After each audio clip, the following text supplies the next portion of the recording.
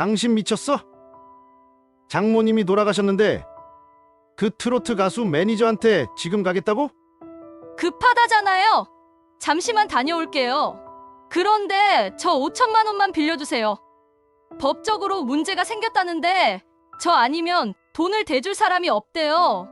당신 미친 게 틀림없어. 50대 중년 여성이 트로트 가수에 빠져 3억의 빚더미에 앉게 되었습니다.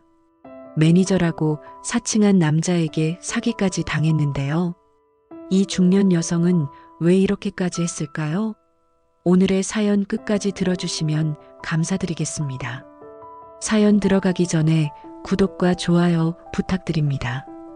여러분들의 소중한 클릭 한 번이 제게 아주 큰 힘이 된답니다. 그럼 사연 시작하겠습니다. 안녕하세요. 저는 22살 의대 본과 2학년 박소연입니다. 사람들은 제게 축하한다는 말을 자주 했습니다. 의대생이라니 부모님께서 얼마나 자랑스러워 하시겠어.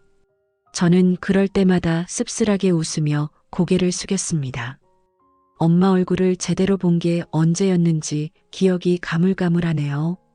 그해 봄은 유난히 바빴습니다.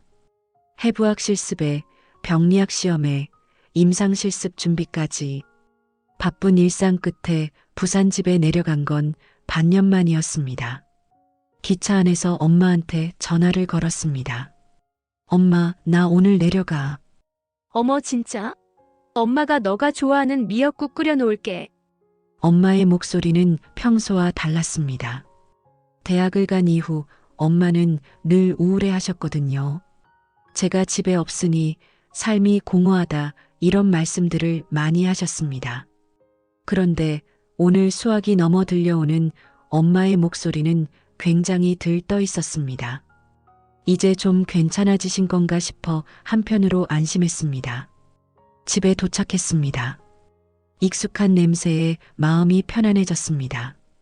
그때였습니다. 어디선가 트로트 노래가 흘러나오더군요. 부엌에 앉아있는 엄마의 휴대폰에서 나는 소리였습니다. 예전 같으면 문 열리는 소리만 들려도 현관으로 뛰쳐나왔는데 엄마는 미동이 없었습니다. 엄마 나왔어. 그제야 엄마는 저를 쳐다봤습니다. 소연아, 왔어? 어머, 내 정신 좀 봐. 엄마는 화장을 하고 있었고 평소에 하지 않던 립스틱도 발랐더라고요. 화장을 한 모습을 본 게 얼마만인지 살짝 놀랬지만 티는 내지 않았습니다. 짐을 풀다가 우연히 살짝 열려있는 엄마 방을 보게 됐습니다. 순간 흠칫했습니다. 한 남자의 포스터로 한쪽 벽면이 가득 차 있었습니다. 트로트 가수 윤태강이라고 쓰여있는 플랜카드도 보였습니다. 방문을 열자 책상에는 CD와 공연 티켓 수십 장이 쌓여 있었습니다. 소연아, 밥 먹어. 엄마가 뒤에서 불렀습니다. 식탁에는 미역국이 놓여 있었습니다. 엄마가 해준 음식을 먹는 건 오랜만이었습니다. 엄마는 식탁에 앉아서도 제 얼굴을 보지 않고 휴대폰만 뚫어져라 봤습니다. 엄마, 트로트 좋아했어? 엄마는 그제야 휴대폰을 내려놓더니 신이 난 듯 말했습니다. 요즘 이 노래 들으면 마음이 그렇게 좋아. 엄마 별다른 취미 없었잖아. 이제라도 트로트라는 걸 알게 되어서 얼마나 다행인지 몰라. 윤태강, 너 이 가수 노래 들어봤어? 서울 갈 때 CD랑 포스터 챙겨줄 테니 소연이 너도 들어봐. 저는 미소를 지으며 고개를 끄덕였어요. 얼마나 다행인지 몰랐어요. 제가 대학을 가고 난 다음 매일매일 우울해하시던 엄마였는데 이런 소소한 취미가 엄마에게 행복을 줄 수 있다니. 이제야 숨구멍이 트이는 듯 했어요. 그날 밤 저는 방에 누워 천장을 바라봤습니다. 벽 너머로 엄마 방에서 음악이 들려왔습니다. 같은 노래가 반복되고 있었습니다. 낮고 구슬픈 남자 목소리였어요. 그때였습니다. 제 방 책상 위에 종이들이 놓여져 있더라고요. 정체 모를 티켓들이었습니다. 저는 침대에서 일어나 티켓을 살펴보았습니다. 아까 엄마가 말씀하신 트로트 가수 윤태강의 공연 티켓이었습니다. 같은 날짜의 티켓만 수십 장이었죠. 왜 이렇게 많이 산 건지 의아했지만 대수롭지 않게 넘기고 저는 잠에 들었습니다. 다음 날 아침 저는 서울로 가기 위해 부산역으로 출발했습니다. 보통 제가 서울로 올라갈 때 엄마는 무조건 배웅해 주셨어요. 하지만 그날은 엄마가 바쁘네. 미안해. 조심히 가. 문자 한 줄이 전부였습니다. 우리 기차는 서울로 가는 KTX입니다. 안내 멘트와 함께 기차는 출발했습니다. 그게 엄마와 함께한 마지막 평범한 주말이 될 줄은 저는 꿈에도 몰랐어요. 그 뒤로 한 달이 지났습니다. 엄마는 그 이후로 연락 한 통이 없으셨어요. 이렇게 오랜 시간 동안 연락이 없었던 적은 없었기에 걱정이 되어 수업이 끝난 뒤 엄마에게 전화를 걸었습니다. 엄마 잘 지내? 연락 한 통도 없고 걱정돼서 연락했어. 소연아, 엄마 500만 원만 빌려줄 수 있어? 엄마는 안부 대신 다른 걸 물었습니다. 500만 원? 응, 가지고 싶은 물건이 있어서 그래. 엄마의 간절한 목소리에 효도한다 생각하고 별다른 의심 없이 엄마에게 500만 원을 이체해 주었어요. 다음 날 아빠에게서 전화가 왔습니다. 실습 중이었어서 전화를 받지 못했는데 한 번 더 전화가 오더라고요. 급한 일인가 보다 싶어 전화를 받았습니다. 소연아, 네, 아빠. 아빠는 한동안 대답이 없으셨습니다. 저는 갑자기 불안해졌어요. 엄마가 좀 이상해. 너가 부산에 내려와 봐야겠다. 갑자기 500만 원이 필요하다는 엄마, 그리고 그런 엄마가 이상하다는 아빠의 연락에 저는 전화를 끊자마자 부랴부랴 기차표를 예매해 다음 날 아침 부산으로 내려갔습니다. 부산 집에 도착했습니다. 현관문을 열었더니 택배가 발 디딜 틈도 없이 쌓여 있었습니다. 아직 뜯지도 않은 택배가 대부분이었습니다. 이게 도대체 뭐야? 저는 그 틈을 비집고 거실로 들어갔습니다. 부엌 싱크대엔 설거지가 쌓여 있었습니다. 늘 가득 채워져 있던 냉장고는 계란 몇 개만 남아있고 텅 비어 있었습니다. 저 멀리 굳게 닫힌 엄마 방문이 보였습니다. 노크를 했습니다. 엄마, 나 들어가도 돼? 잠깐의 침묵이 흘렀습니다. 그리고 문이 열렸습니다. 엄마의 모습을 본 저는 흠칫했습니다. 몸은 앙상하게 말라 있었고 며칠 동안 잠을 못 잔 사람처럼 다크서클이 눈 밑까지 내려와 있었습니다. 엄마의 모습은 상당히 초췌해 보였어요. 엄마는 손에 휴대폰을 꼭 쥔 채로 저를 보지 않고 말했습니다. 갑자기 왜 왔어? 저는 엄마 얼굴을 들여다보았습니다. 엄마 밥 먹었어? 엄마는 제 시선을 피했습니다. 방을 둘러봤습니다. 벽에 붙은 윤태강 포스터는 더 많아졌고 책상 위에는 공연 관련 서류들이 어지럽게 널려 있었습니다. 그리고 그 사이에 작은 수첩이 있었습니다. 그 수첩에는 매달 전국 곳곳에서 열리는 윤태강 행사 일정이 빼곡하게 적혀져 있었습니다. 저는 엄마에게 물었습니다. 엄마, 이거 다 다녀오신 거예요? 엄마는 고개를 끄덕였습니다.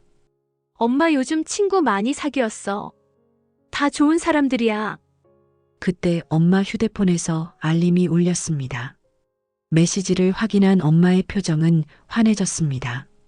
엄마는 제게 메시지를 자랑했습니다. 태강이 매니저 민재라는 이름으로 온 메시지였습니다. 부회장님, 오늘도 응원 감사합니다. 태강이 형이 많이 기뻐했어요. 엄마는 그 메시지를 여러 번 읽었습니다. 손가락으로 화면을 쓰다듬기도 했습니다. 엄마, 그 사람 누구예요? 팬클럽에서 알게 된 사람인데 태강 씨 매니저래. 저는 순간 가슴이 철렁했습니다. 현관에 수두키 쌓여있는 택배, 정리정돈이 안 되어 있는 집, 퍼즐처럼 맞춰졌어요. 무언가 잘못되었구나. 그제야 깨달았죠. 그날 저녁 엄마는 집을 나갔고 저는 아빠와 함께 거실에 앉았습니다. 아빠는 한숨을 쉬며 말했습니다. 요즘 카드값이 이상해. 매달 500만 원씩 나가. 엄마가 뭘 사시는데요? 모르겠어. 물어봐도 말을 안 해. 아빠가 통장 내역서를 꺼냈습니다. 거기엔 출금 내역들이 적혀져 있었습니다. 윤태강 팬클럽 회비, 콘서트 티켓 응원 화환. 그리고 한 줄이 눈에 들어왔습니다. 개인 송금 마이너스 300만 원. 아빠, 이건 뭐예요? 나도 모르는 사람이야. 누구한테 보냈는지 네 엄마한테 물어봐도 대답이 없네. 그때였습니다. 엄마가 통화를 하며 현관문을 열고 들어왔습니다. 네, 알겠습니다. 제가 꼭 도와드릴게요. 태강 씨한테 제가 항상 응원하고 있다고 꼭 전해주세요. 엄마는 곧 전화를 끊고 방으로 들어갔습니다. 제가 방문을 노크하고 들어가자 엄마는 나 오늘 피곤하니 나가달라는 말씀만 남기고 문을 닫으셨습니다. 저는 아무런 말도 할 수 없었어요. 방으로 돌아가 생각했습니다. 엄마가 사기를 당하고 있는 것일 수도 있다고요. 다음 날 아침 이른 시간 엄마는 화장을 하고 옷을 차려입고 집을 나섰습니다. 저는 엄마에게 물었습니다. 엄마, 어디 가요? 잠깐 볼 일 있어. 저녁에 올게. 현관문이 닫혔습니다. 저는 그 틈을 타 엄마 방으로 들어갔습니다. 책상 서랍을 열었더니 거기엔 웬 계약서가 있었습니다. 대출 계약서 5천만 원. 손이 떨려왔습니다. 그 아래 또 다른 서류가 있었습니다. 윤태강 공식 후원회 가입 신청서 후원금 월 300만 원. 저는 주저앉았습니다. 놀란 마음을 진정시킨 뒤 휴대폰을 꺼내 그 계약서들을 다 촬영한 후 아빠에게 사진을 보냈습니다. 얼마 뒤 아빠한테서 전화가 왔습니다. 소연아, 엄마 어디 갔어?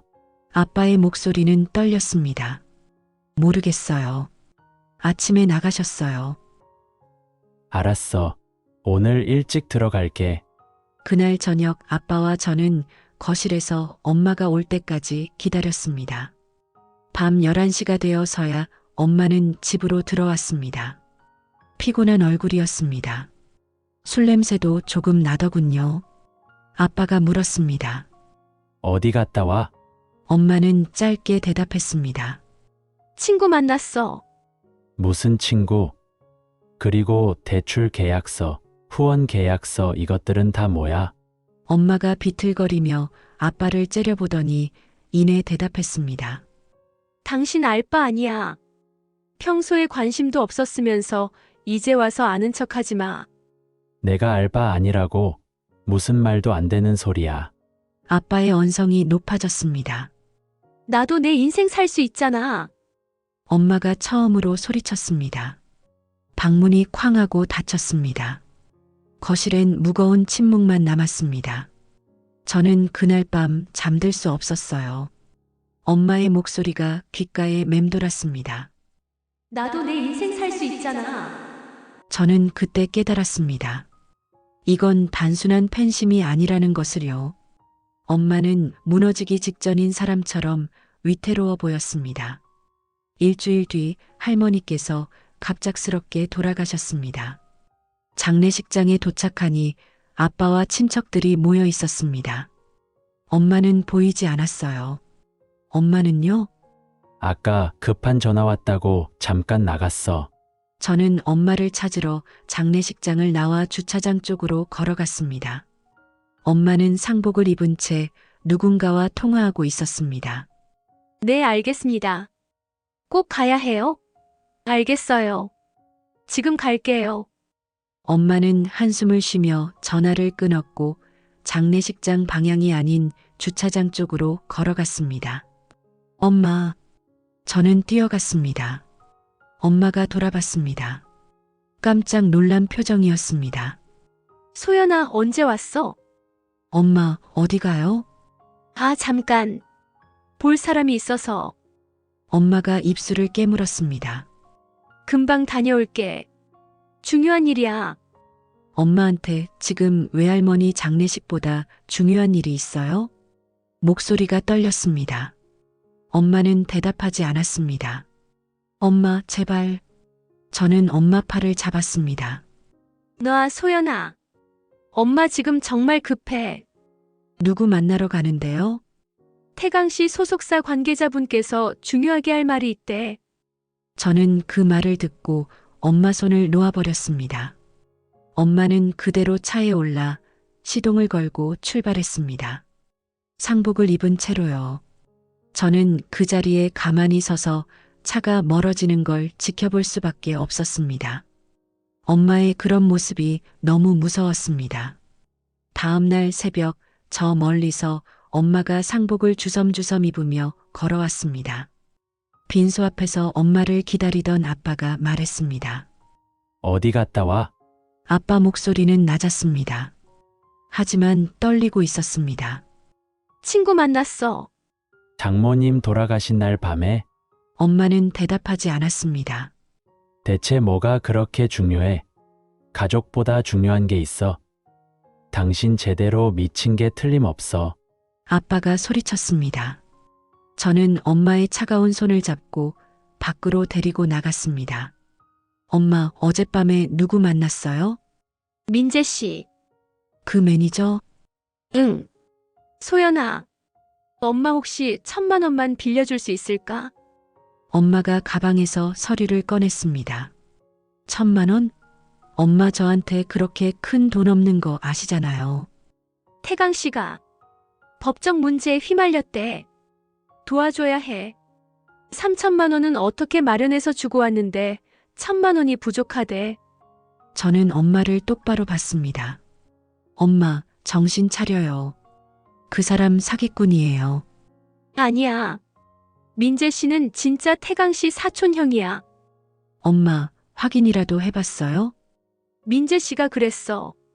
태강 씨가 믿을 사람이 없어서 나한테만 부탁한 거래. 엄마 눈에서 눈물이 흘렀습니다. 나한테만. 날 믿고 부탁한 거야. 저는 무너졌습니다. 엄마, 그래서 사기꾼한테 돈을 주는 거예요? 사기꾼 아니야. 엄마는 제 손을 뿌리치며 소리쳤습니다.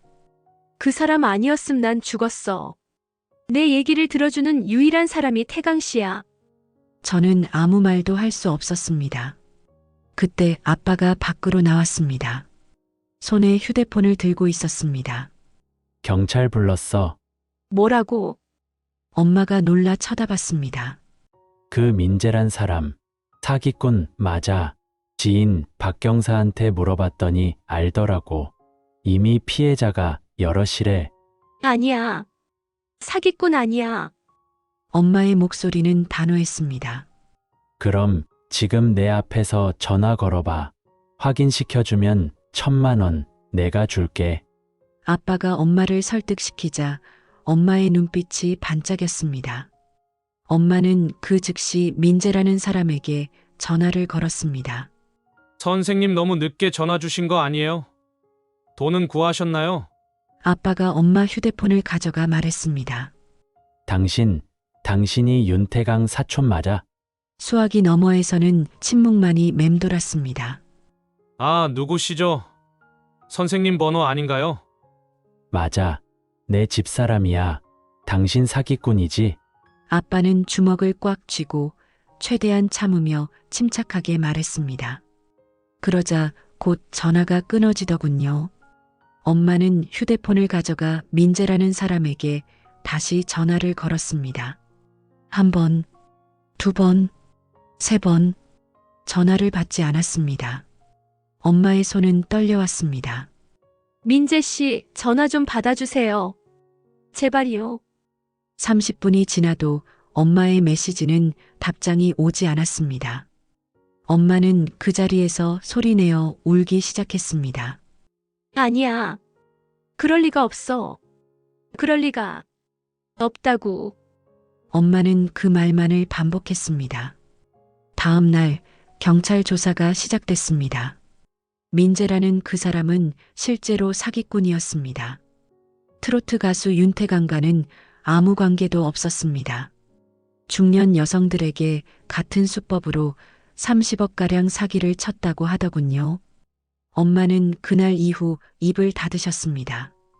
방에만 틀어박혀 아무것도 하시지 않았어요. 엄마와 아빠는 자연스럽게 이혼을 하셨습니다. 20년의 결혼이 그렇게 허무하게 끝나는 걸 지켜볼 수밖에 없었습니다. 저는 그 충격에 휴학을 했습니다. 귀에서 윙윙거리는 소리가 들려왔고 악몽에 시달렸습니다. 엄마의 외로움이 우리의 모든 것을 앗아갔습니다. 2달 뒤 엄마는 집을 나가셨습니다. 창문으로 엄마가 캐리어를 끌고 골목길을 빠져나가는 것을 지켜봤어요. 가로등 불빛 아래 점점 작아지는 엄마의 모습에 온몸이 부들부들 떨려왔습니다. 저는 휴학 이후 아빠와 단둘이 지냈습니다. 아빠는 아침마다 출근했고 저는 방에 틀어박혀 아무것도 하지 않았습니다. 하루는 침대 위에 누워 있는데 이렇게 살다간 꼭 죽을 것만 같아서 자리에서 벌떡 일어나 엄마 방문을 열었습니다. 청소를 하려고요. 벽에 포스터, 책상에 쌓여있는 윤태강 CD, 뜯지 않은 택배. 저는 하나 둘 포스터를 떼기 시작했습니다. 빈 박스 안에 CD와 굿즈들을 담았습니다. 책상 서랍을 정리하다가 깊숙한 곳에서 무언가 잡혔습니다. 낡은 공책이더군요. 엄마의 일기장이었습니다. 2023년 3월 15일. 소연이가 의대에 합격했다. 정말 자랑스럽다. 내가 이룬 건 아무것도 없지만 우리 딸 소연이는 해냈다.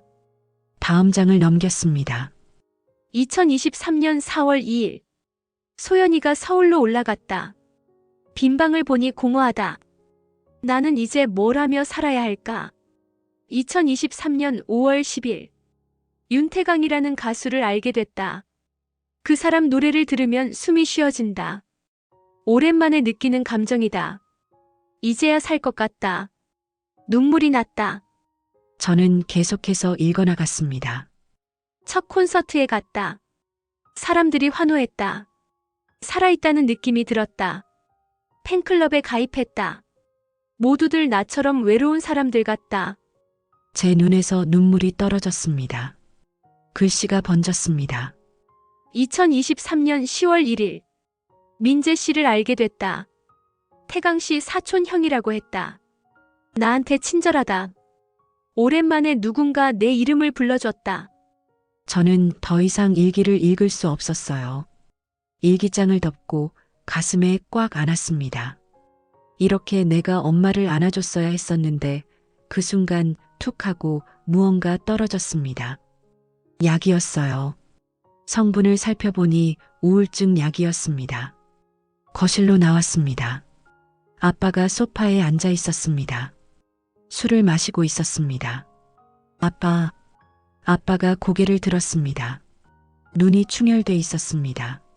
아빠, 이거. 저는 일기장과 약을 내밀었습니다. 아빠는 받지 않았습니다. 차갑게 외면하는 아빠의 모습에 엉엉 울며 방으로 들어갔어요. 침대에 누워 휴대폰을 켰습니다. 엄마 번호를 찾아 통화 버튼 위에 손가락을 올렸지만 결국 누르지 못했습니다. 그렇게 석 달이 지나고 겨울이 왔습니다. 이모 집에서 지내고 있는 엄마에게는 가끔 문자가 왔습니다. 날씨가 추워졌네. 따뜻하게 입고 다녀. 시험 잘 봤어? 저는 답장하지 못했어요. 어느 날 저는 용기 내어 이모에게 전화했습니다. 이모, 엄마 괜찮으세요? 천천히 좋아지고 있어. 걱정하지 마. 그 주 주말, 저는 이모 집으로 미리 연락하지 않고 찾아갔습니다. 초인종을 눌리자 이모가 문을 열었습니다. 방에 계셔. 들어가 봐. 이모는 저를 기다렸다는 듯 말씀하셨습니다. 복도를 지나 엄마 방문 앞에 섰습니다. 안에서 피아노 소리가 들렸습니다. 저는 노크를 했습니다. 누구세요? 엄마, 나왔어. 피아노 소리가 멈췄습니다. 잠시 침묵이 흘렀습니다. 문이 열렸습니다. 머리를 짧게 자른 엄마가 서 있었습니다. 우리는 한참 그렇게 서 있었습니다. 엄마가 머무르고 있는 방에는 작은 전자 피아노가 놓여 있었습니다. 책상 위엔 악보들이 펼쳐져 있었습니다. 엄마가 침대를 가리켰습니다. 저는 앉았습니다. 엄마는 피아노 앞에 앉았습니다. 25년 만이야. 악보 읽는 것도 잊어버렸더라. 엄마가 건반을 만졌습니다. 근데 신기해. 손이 기억하더라. 조용히 음을 눌렀습니다. 하나, 둘, 셋. 멜로디가 흘러나왔습니다. 슈베르트의 세레나데, 엄마가 좋아하는 곡이었습니다. 엄마는 천천히 연주했습니다. 틀리기도 하고 멈추기도 했습니다. 곡이 끝나자 엄마가 돌아봤습니다. 엄마가 미안해. 눈물이 쏟아져 나왔습니다. 엄마가 일어나 제 옆에 앉았습니다. 엄마가 그때 마음이 아팠나 봐. 어딘가 기댈 곳은 필요하고 혼자 서 있는 힘이 부족했던 거지. 저는 아무 말 없이 엄마를 안아주었습니다. 엄마를 안아보는 게 정말 오랜만이었어요. 그렇게 우리 모녀는 한참이나 서로를 안아주었습니다. 골목을 걸어 나오며 뒤돌아봤습니다. 엄마가 손을 흔들고 있었습니다. 저도 손을 흔들었습니다. 기차를 타고 서울로 돌아가는 길 창밖을 보며 생각했습니다. 우리 모두의 상처가 회복되기까지는 시간이 걸릴 것이라는 걸, 하지만 그 길로 나아가기 위한 첫 발걸음을 내딛었다는 거리요. 며칠 뒤 이모에게서 사진 한 장이 왔습니다. 엄마가 사촌 동생에게 피아노를 가르치고 있었습니다. 엄마의 모습은 편안해 보였습니다. 아빠에게서도 사진이 왔습니다. 정원의 꽃들이 활짝 펴 있는 사진이었습니다. 네 엄마도 좋아할 것 같은데 라는 문자와 함께요. 저는 핸드폰을 내려놓고 창밖을 봤습니다. 우리에게도 기나긴 겨울이 지나가고 봄이 오고 있는 걸까요? 오늘의 사연은 어떠셨나요? 댓글과 좋아요로 자유롭게 여러분들의 소중한 의견을 남겨주세요.